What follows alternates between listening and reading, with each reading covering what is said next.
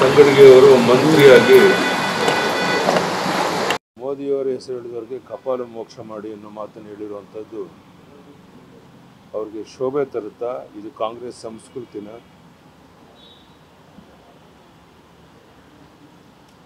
ಅತಿರೇಕದ ಪರಮಾವಧಿಯ ಮಾತುಗಳು ಇದೆಲ್ಲ ಆಗ್ತಾ ಇದೆ. ಇಡೀ ಜಗತ್ತೇ ಮೋದಿಯವರ ಬಗ್ಗೆ ಗೌರವದಿಂದ ನೋಡ್ತಾ ಇರಬೇಕಾದ್ರೆ ಈ ಥರದ ಹಗುರವಾದ ಮಾತುಗಳ ಮೇಲೆ ಕಾನೂನಿನಂತೆ ಕ್ರಮ ತಗೊಳ್ಬೇಕು ಅನ್ನುವಂಥ ಒತ್ತಾಯವನ್ನು ಮಾಡ್ತಾ ಇದ್ದೇನೆ. ನಿನ್ನೆ ಇಡೀ ಬೆಳಗಾವಿನಲ್ಲಿ ನಮ್ಮ ಜಗದೀಶ್ ಶೆಟ್ಟರ್ ಪರವಾದಂಥ ಒಂದು ಪ್ರಮುಖ ಕಾರ್ಯಕರ್ತರ ಸಭೆ ಎಲ್ಲರೂ ಸೇರಿದರು. ಎಲ್ಲರೂ ಒಮ್ಮತದಿಂದ ಜಗದೀಶ್ ಶೆಟ್ಟರ್ನ ದೊಡ್ಡ ಅಂತರದಲ್ಲಿ ಗೆಲ್ಲಿಸ್ತೇವೆ ಅನ್ನುವಂಥ ಭರವಸೆಯನ್ನು ಕೊಟ್ಟಿದ್ದಾರೆ. ನನಗೂ ವಿಶ್ವಾಸ ಇದೆ. ನಾನು ಬರುವಂಥ ದಿವಸಗಳಲ್ಲಿ ಒಂದೆರಡು ದಿವಸ ಪ್ರತಿ ವಿಧಾನಸಭಾ ಕ್ಷೇತ್ರಕ್ಕೂ ಪ್ರವಾಸ ಮಾಡುವಂಥ ಪ್ರಯತ್ನ ಮಾಡಿ ಜಗದೀಶ್ ಶೆಟ್ಟರ್ನ ದೊಡ್ಡ ಅಂತರದಲ್ಲಿ ಗೆಲ್ಲಿಸಬೇಕು. ಇಲ್ಲಿ ಮತ್ತು ಚಿಕ್ಕೋಡಿ ಎರಡೂ ಕಡೆ BJP ಅಭ್ಯರ್ಥಿಗಳು ಗೆಲ್ಲೋದು ನಿಶ್ಚಿತ. ಈ ಬಾರಿ ನಮ್ಮ ಪ್ರಯತ್ನ 28ಕ್ಕೆ 28 ಲೋಕಸಭಾ ಕ್ಷೇತ್ರ ಗೆಲ್ಲಬೇಕು ಅಂತ. ಜನ ಆಶೀರ್ವಾದ ಮಾಡ್ತಾರೆ, ಗೆಲ್ತೇವೆ ಅನ್ನೋಂಥ ವಿಶ್ವಾಸ ಇದೆ. ತಮ್ಮೆಲ್ಲರಿಗೂ ಧನ್ಯವಾದ. ಸಿದ್ದರಾಮಯ್ಯನವರು ಹೋದಲ್ಲಿ ಬಂದಲ್ಲಿ ಮೋದಿ ಅವ್ರನ್ನ ಟಾರ್ಗೆಟ್ ಮಾಡಿಕೊಂಡು ಮಾತಾಡುವಂಥದ್ದನ್ನು ಮಾಡ್ತಾ ಇದ್ದಾರೆ. ಕೇಂದ್ರದಿಂದ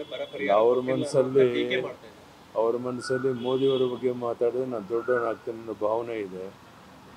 ಇದು ಎಷ್ಟು ಮಟ್ಟಿಗೆ ಸರಿ ಅಂತ ಒಬ್ಬ ಮುಖ್ಯಮಂತ್ರಿಗೆ ಅವರೇ ಯೋಚನೆ ಮಾಡಬೇಕು. ಈಗಾಗಲೇ ಹಣಕಾಸಿನ ನೆರವಿನ ವಿಷಯದಲ್ಲಿ ನಿರ್ಮಲಾ ಸೀತಾರಾಮನ್ ಅವರು ಸ್ಪಷ್ಟವಾಗಿ ಹೇಳಿದ್ದಾರೆ, ನಾವೇನು ಕೊಡಬೇಕು ಎಲ್ಲವನ್ನು ಕೊಟ್ಟಿದ್ದೇವೆ, ಒಂದು ಪೈಸೆ ಬಾಕಿ ಇಟ್ಕೊಂಡಿಲ್ಲ ಅಂತ. ಇಷ್ಟಾದರೂ ಅವ್ರು ಮಾತನಾಡ್ತಾ ಇದ್ದಾರೆ. ಮಾತಾಡಿ ನನಗೇನು ಸಿದ್ದರಾಮಯ್ಯ ಅವರು ಹೇಳ್ತಾರೆ ಅಂತಾರೆ, ದೇಶ ಕಂಡ ಅತ್ಯಂತ ಸುಳ್ಳು ಹೇಳುವ ಪ್ರಧಾನಮಂತ್ರಿ ಮೋದಿ ಅವರು ಅಂತೇಳಿ.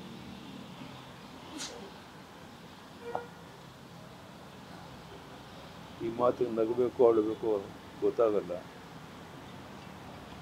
ಮೋದಿಯವರ ಬಗ್ಗೆ ಆ ರೀತಿ ಹಗುರವಾಗಿ ಮಾತನಾಡೋದ್ರಿಂದ ಅವರು ದೊಡ್ಡವರಾಗ್ತೀವಿ ಅನ್ನೋ ಭಾವನೆ ಇದ್ದರೆ ಖಂಡಿತ ಅದು ಸಾಧ್ಯ ಇದೆ. ಇನ್ನಾದರೂ ಇಂಥ ಮಾತುಗಳನ್ನ ಆಡೋದನ್ನು ಕಡಿಮೆ ಮಾಡಿ ಆ ಮುಖ್ಯಮಂತ್ರಿ ಸ್ಥಾನಕ್ಕೆ ಗೌರವ ತರೋ ರೀತಿ ನಡ್ಕೊಳ್ಬೇಕು ಅಂತ ಅವ್ರನ್ನ ಒತ್ತಾಯ ಮಾಡಿ. ಮಂಡ್ಯದಲ್ಲಿ ಸುಮಲತಾ ಅವರು ಇನ್ನೂ ಕೂಡ ಮಾತಾಡ್ತಾ ಇದ್ವಿ, ನೋಡೋಣ. ನಾವೆಲ್ಲ ಪ್ರಯತ್ನ ಮಾಡ್ತಾ ಇದ್ದೀವಿ. ಮಂಡ್ಯದಲ್ಲಿ ಈಗ ಬಹುಪಾಲು ಕುಮಾರಸ್ವಾಮಿ ಅವರೇ ನಿಲ್ಲೋದು ಅನ್ನೋಂಥ ನಿಶ್ಚಯ ಆಗಿರೋದ್ರಿಂದ ಸುಮಲತಾ ಅವ್ರಿಗೂ ಬೇರೆ ಅವಕಾಶಗಳಿದೆ ಬೇಕಾದಷ್ಟು. ಡೆಲ್ಲಿನವರು ಕರೆದು ಮಾತಾಡ್ತಾರೆ. ಅವರು ಸಮಾಧಾನದಿದ್ದರೆ ಮುಂದೆ ಅವರು ಸೂಕ್ತವಾದ ಒಂದು ಸ್ಥಾನಮಾನ ಕೊಡೋಕ್ಕೆ ಪ್ರಾಮಾಣಿಕ ಪ್ರಯತ್ನ ನಾವೆಲ್ಲ ಸುಮಲತಾ ಅವ್ರ ಜೊತೆಗೆ ಏನಾದರೂ ಮಾತುಕತೆ ಆಗಿದೆ? ನಾವು ಸಿಕ್ಕಿಲ್ಲ ಇನ್ನೂ. ಡೆಲ್ಲಿಯವರು ಮಾತಾಡಿದ್ದಾರೆ. ಮತ್ತೊಮ್ಮೆ ನಾನು ಸರ್, ಕಾಂಗ್ರೆಸ್ ನಾಯಕರು ಎಲ್ಲಿ ಹೋದಲ್ಲೂ ಕೂಡ ಏನ್ ಹೇಳ್ತಿದ್ದಾರೆ ಅಂತಂದ್ರೆ, ಕೇಂದ್ರ ಬರ್ತಕ್ಕಂಥ ಹಣ ಕೊಡ್ತಾ ಇಲ್ಲ, ನಮಗೆ ಬರ್ತಾ ಇಲ್ಲ ಹಣ ಅಂತ ಹೇಳಿ. ನಿರ್ಮಲಾ ಸೀತಾರಾಮನ್ ಸ್ಪಷ್ಟೀಕರಣ ನೀಡಿದಾರಲ್ಲಪ್ಪ, ನಾವೊಂದು ಪೈಸೆ ಉಳಿಸ್ಕೊಂಡಿಲ್ಲ, ನಾವೇನು ಕೊಡಬೇಕು ಅದನ್ನು ಕೊಡ್ತೀವಿ.